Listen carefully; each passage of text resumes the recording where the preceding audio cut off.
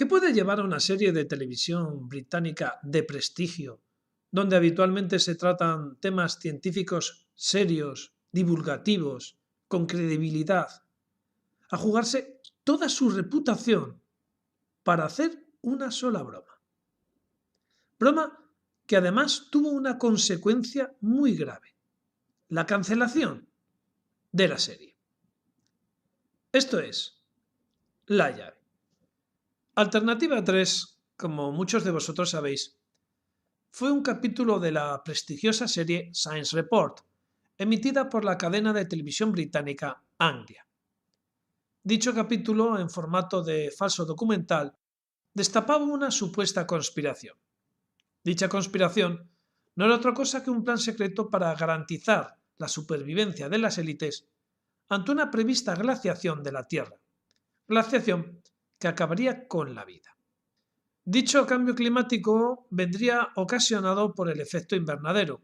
La acumulación de CO2 en la atmósfera tendría como consecuencia crear una capa o cortina que impediría que los rayos del Sol atravesaran la atmósfera, enfriándose con ello la temperatura de la Tierra. En dicho reportaje barajaban tres alternativas. La alternativa 1 consistía en crear galerías subterráneas donde protegerse de la glaciación. La alternativa 2 consistía en detonar bombas nucleares en las capas más altas de la atmósfera para dispersar el CO2. Al final, optaron por la alternativa que dio nombre al reportaje, la alternativa 3, crear bases humanas en Marte. Bien, hasta ahí la historia, hasta ahí los datos, y ahora cabe interpretar por qué una serie de televisión prestigiosa, rigurosamente científica, le da por jugarse todo su prestigio en un falso documental. No es la primera vez que se hacen documentales de ese tipo, como ya ocurriera con el programa de Orson Welles de la Guerra de los Mundos, u otras versiones que se han dado a lo largo de la historia de la radio y la televisión. Pero es extraño que una serie seria, rigurosa, con toda la flema británica, apueste por algo tan arriesgado como poner su prestigio, algo muy valorado por los sajones, ponerlo en juego por un falso documental. Otra cosa que llama la atención es que lo normal, y así incluso estaba previsto, es que este programa se emitiera el Día de los Santos Inocentes, con lo cual no sería más que otra broma más de las que nos tienen habituados en esas fechas. Una inocentada. Pero algo o alguien quiso que no se emitiera este fake documental el Día de los Inocentes, sino en otra fecha. Y ahí sale la primera pregunta. ¿Por qué asumir ese riesgo? ¿Por qué no estrenarlo el Día de los Santos Inocentes y evitar todo el revuelo que vino después? Llama la atención más cosas en este falso o presunto falso documental. Os recuerdo que este fue elaborado en 1977, cuando la mayoría de la población no sabía qué era el efecto invernadero, no se hablaba del calentamiento global y no teníamos los niveles de CO2 o desprendimientos de hielo de la Antártida que tenemos hoy día. Por tanto, ¿por qué elegir ese tema?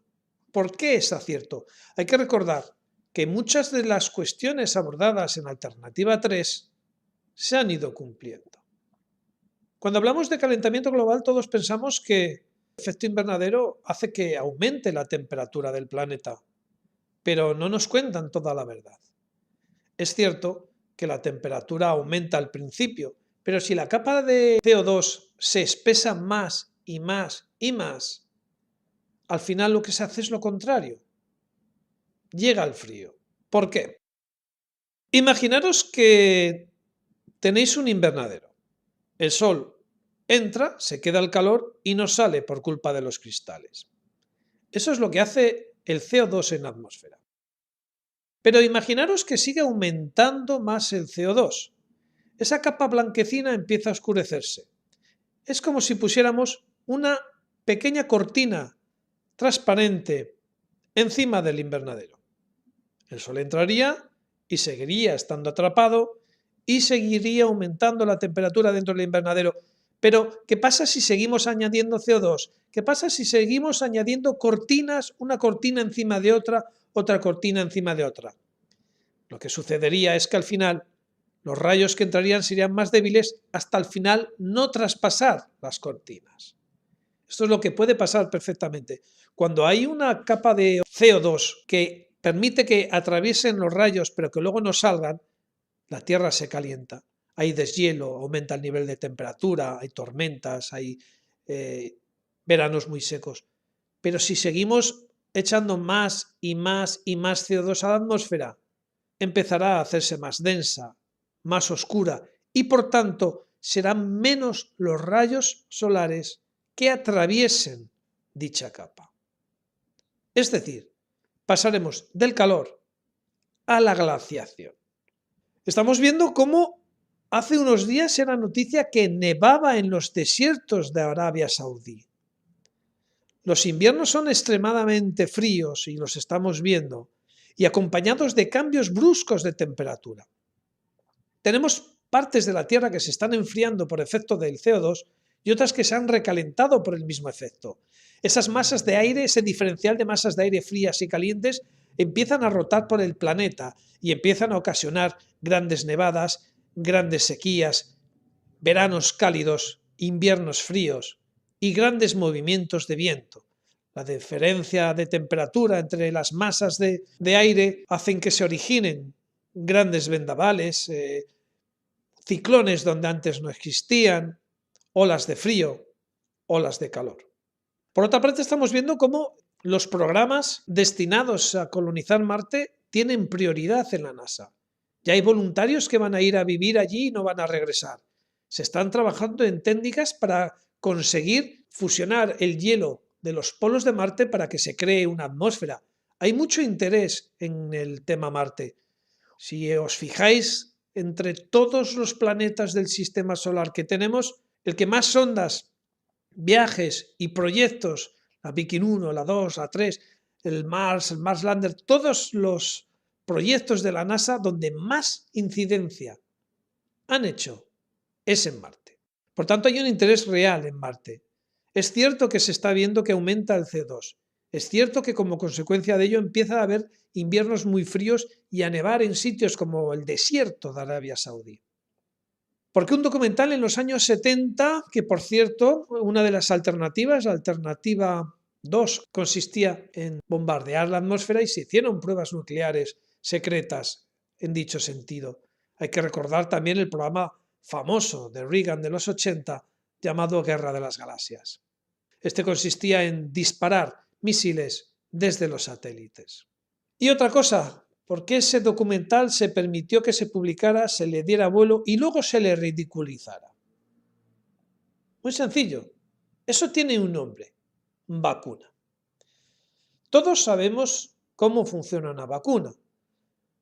Te inyectan una pequeña cantidad del virus o de la bacteria en tu organismo y éste se protege contra dicho virus o bacteria, haciendo que te sea inmune cuando haya un ataque real.